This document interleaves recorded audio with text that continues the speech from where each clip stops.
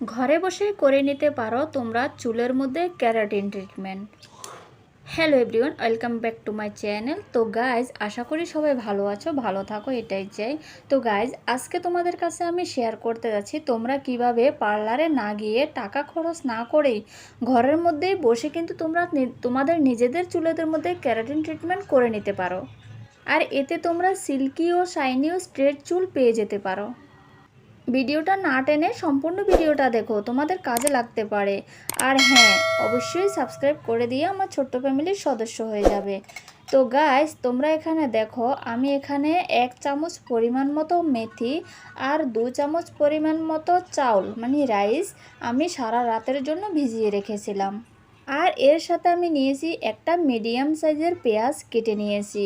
আর এগুলো সবগুলো আমি একসাথে এবার গ্রাইন্ড করে নেব। রাইস বা চালের মধ্যে যে অ্যামাইনো অ্যাসিড আছে সেটা আমাদের চুলের পুষ্টি যোগানোর পাশাপাশি কিন্তু চুলকে স্ট্রেট ও সিল্কিও করে।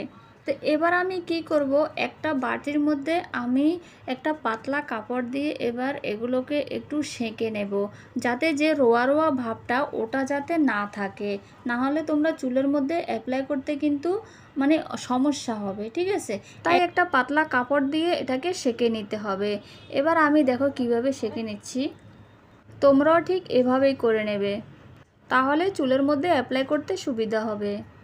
তো গাইজ, এই প্যাকটি তোমরা সপ্তাহে যদি একবার করেও মাসে ঠিকমতো 4 থেকে 5 বার তোমরা যদি এটা অ্যাপ্লাই করতে পারো, তাহলে তোমরা কিন্তু ভালো রেজাল্ট পাবে।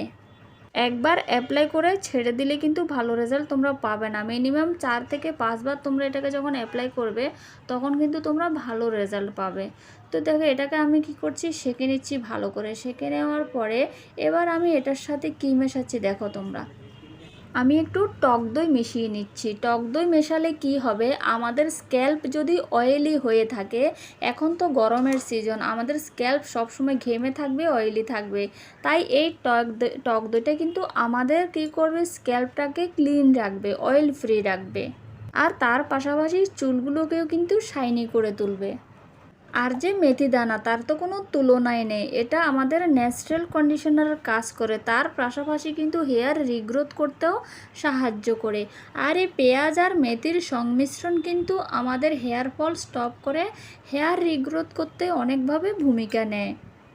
তো তোমরা দেখো, আমি কি করছি, আমি চুলগুলোকে ভালো করে শ্যাম্পু করে নিয়েছি। তোমরা কিন্তু ঠিক এভাবেই অ্যাপ্লাই করবে, চুলগুলোকে ভালো করে শ্যাম্পু করে নেবে। কন্ডিশনার কিন্তু তোমরা অ্যাপ্লাই করতে যাবে না, ঠিক আছে?